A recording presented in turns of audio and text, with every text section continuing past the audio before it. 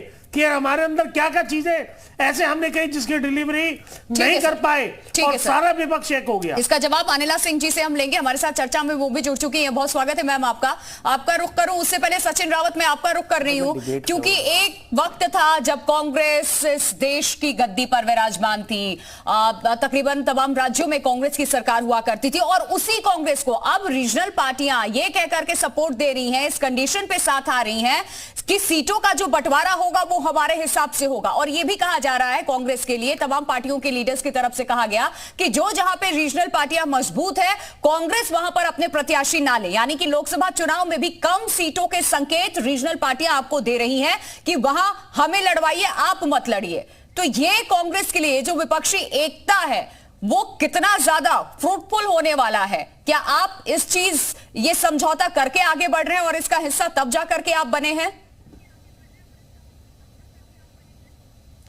देखिए प्रिया जी, मैं आपको बताना चाहूंगा, आपने तो पूरी बात बता दी, अभी तो हम लोगों ने मीटिंग तक नहीं की। सबसे पहली मीटिंग जो है नीतीश कुमार जी ने मल्लिकार्जुन खड़गे जी के आवास पे की, और उसके बाद में आगे की चीजें तय हुई हैं, तो उसको लेकर के कल मीटिंग है। अभी मीटिंग होने दीजिए, सभी लोग बैठेंगे, चर्चा करेंगे, आगे की रूपरेखा बनाएंगे, क्योंकि 2024 का चुनाव बहुत ही महत्वपूर्ण चुनाव है। ये संविधान को बचाने का चुनाव है, ये जो नफरत की सियासत है उसको खत्म करने का चुनाव है।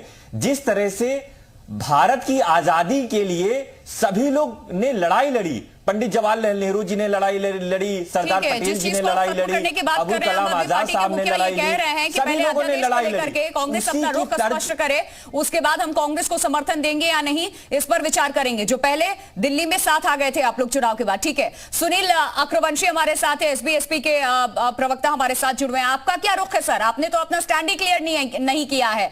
ये तमाम पार्टियां एकजुट हो रही हैं, कह रही हैं कि अभी तो हम बात करेंगे, उसके बाद हम देखते हैं, विचार करते हैं कि साथ कौन किसके जाएगा और फिर क्या समीकरण रहने वाला है। नहीं, कहां एकजुट हो रही हैं आप? देखिए ना कि किस तरीके से माननीय अखिलेश यादव जी जो है अनदेखी करने का काम कर रहे हैं।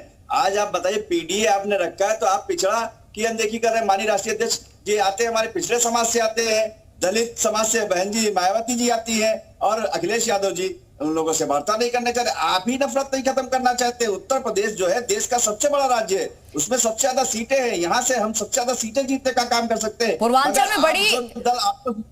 में बहुत बड़ी आपकी हिस्सेदारी है, जिसपे आपकी पकड़ भी है, तो आपका किसी भी पार्टी के साथ होना जीत के शिखर तक पहुंचाने जैसा है। क्या है, उनसे नफरत नहीं खत्म करना चाहते हैं।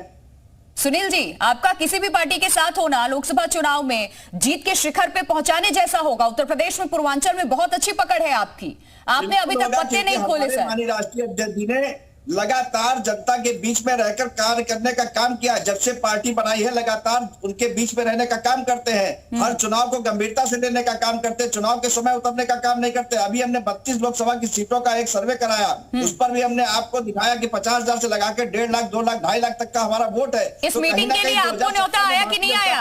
एसबीएसपी को न्योता आया था या आपने मना कर दिया, आप नहीं जाएंगे, नहीं बनेंगे इसका हिस्सा? देखिए, वही तो मैं बोल रहा हूँ ना, आप जो दल आपको यहाँ पर जीत दिलाने का काम कर सकते हैं उनको आप बुलाने का काम नहीं कर रहे हैं। माननीय राष्ट्रीय अध्यक्ष जी ने तो सुबह कहा है कि हमको बुलाने का कार्य नहीं किया गया, हमको न्योता नहीं दिया गया, तो आप किस तरीके की नफरत खत्म करना चाहते हैं? अनिला सिंह जी, कल होने वाली पटना में ये विपक्षी एकता जिसको नाम दिया गया, इस बैठक को बीजेपी कैसे देखते हैं? कितनी बड़ी चुनौती 2024 के लोकसभा चुनाव में आपके सामने ये तमाम पॉलिटिकल पार्टियां मिल करके खड़ी करने वाली हैं? मेरी सबको राम राम। और ये इस प्रकार का ये जो फोटो ऑप है, ये ड्रामेटिक्स है, ये पहली बार तो हो नहीं रहा। 2018 भी याद करिएगा, कर्नाटका का चुनाव, शपथ ग्रहण समारोह, सारे के सारे खड़े हुए थे मंच पर, हम साथ साथ हैं का गाना गा रहे थे, और फिर क्या हुआ? और इसमें भी आप देख लीजिए, हाल फिलहाल जैसे आम आदमी पार्टी है वो शर्त लगा रही, जो मेरे सुनने में आ रहा है कि कांग्रेस पार्टी अगर अध्यादेश में हमारा साथ देगी तो हम कल मंच पर आएंगे, नहीं तो नहीं आएंगे। उधर स्टालिन नाराज हो गए थे। अच्छा, एक बात और अनिला जी, जिसकी अगुवाई में ये शुरुआत हुई है, नीतीश कुमार जो इसके मुखिया हैं, आम आदमी पार्टी की तरफ से एक पोस्टर वॉर भी हमें बिहार में देखने को मिला कि नीतीश को बीजेपी का खासम खास बताया गया है। जी बिल्कुल ठीक बात आप कह रही हैं, मैं भी यही बताना चाह रही थी कि आप देखिए कि इनके आपस में सरफुटबॉल अभी से हो रही है, पर यह है कि भारत की धरती पर हमने देखा है कि धर्म और अधर्म के बीच में युद्ध होता आया है, और इसी वजह से हमने देखा था ये कौरव और पांडवों के बीच में भी युद्ध हुआ था। जीत हुई थी पांडव की, कल कौरवों का कुंभा जुटने वाला है और मंशा जो है इनकी केवल सत्ता की लोलुपता है। आपको लगता है कि भारत की पवित्र भूमि जो है इसकी इजाजत देगी? बिल्कुल भी नहीं देने वाली है, क्योंकि भारत और भारत में रहने वाले जो महान जनता है वो परिवारवादियों को बिल्कुल वोट नहीं देने वाली है, वो भ्रष्टाचारियों को बिल्कुल वोट देने वाली नहीं है, तुष्टीकरण की राजनीति करने वालों को बिल्कुल वोट देने वाली नहीं है, अपराधियों का साथ देने वालों को बिल्कुल वोट देने वाली नहीं है। तो जो इनका सपना है कि नीतीश बाबू तो शायद बन जाएंगे प्रधानमंत्री और नौमी फेल जो है वो बन जाएंगे मुख्यमंत्री, वो सपना का सपना रह जाएगा। बिल्कुल। और बैठक से पहले ही हमने पोस्टर पॉलिटिक्स भी देखा, उस पर भी मैं आऊंगी। एक रिएक्शन में ले रही हूँ सुनील कौशिक आपका, उसके बाद मुझे ब्रेक पर जाना है। इस पूरे बैठक को आप कैसे देखते हैं? जिस तरीके का इस वक्त पूरा माहौल देश भर में बनाने की कोशिश की जा रही है, कितना सफल होता ये बैठक आपको नजर आ रहा है कल का? देखो प्रिया जी, जब आपने इंदिरा गांधी से बात शुरू की जी, तो देखिए इंदिरा गांधी जब इतनी मजबूत केंद्र में थी तब उनके खिलाफ भी यही नारा था कि इंदिरा हटाओ देश बचाओ।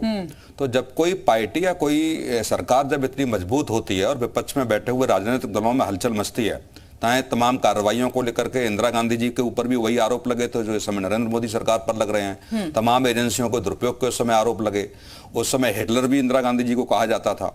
तो ऐसा नहीं है, कोई बदलाव नहीं है। जब विपक्ष में बैठे हुए राजनीतिक दलों को लगता है कि हम सत्ता से बहुत दूर जा रहे हैं और निश्चित तौर से अपने लोगों को बचाने की जो पराकाष्ठा जो होती है राजनीतिक दलों में, कई मंचों पे आपने देखा होगा और अभी हाल ही फिलहाल में आपने देखा सीबीआई ईडी के खिलाफ राजनीतिक दल गए। पहली बार सुप्रीम कोर्ट में राजनीतिक दल जा रहे हैं ईडी सीबीआई की जो जांचें हो रही हैं उनके खिलाफ, और सुप्रीम कोर्ट की टिप्पणी क्या होती है। तो ये सब समझ में आना चाहिए इन लोगों को, देश को, क्या वो अपने आप को बचाने के लिए जा रहे हैं या देश के संविधान को या लोकतंत्र को बचाने के लिए जा रहे हैं, ये सवाल खड़े होते हैं। निश्चित तौर से आपके पास कोई एक ब्लूप्रिंट होना चाहिए। मोदी हटाओ के अलावा, देश बचाओ के अलावा, लोकतंत्र बचाओ के अलावा एक ब्लूप्रिंट आपके पास देश की जनता के सामने लाने का प्रयास आपको करना चाहिए कि ये मुद्दे हैं, इनका समाधान हमारे पास ये है, और जब ये समाधान हमारे पास है तो निश्चित तौर से जनता हमारे साथ बहुत बड़ी बात आपने यहां पर कही है। सबसे बड़ा सवाल जो है वो यही है कि ये पार्टियां अपने आप को बचाने की लड़ाई एकजुट होकर के लड़ रही हैं या वाकई देश के लिए एकजुटता दिखाने की कोशिश कर रही हैं, एकजुट हो रही हैं। ये इसी सवाल के साथ यहां एक ब्रेक के लिए मैं रुक रही हूं। सर इंद्रजीत सिंह जी, आपका रुख करूंगी क्योंकि ब्रेक पर मुझे जाना है। एक छोटा सा ब्रेक, तमाम खास मेहमान हमारे साथ बने हुए, चर्चा आगे जारी है।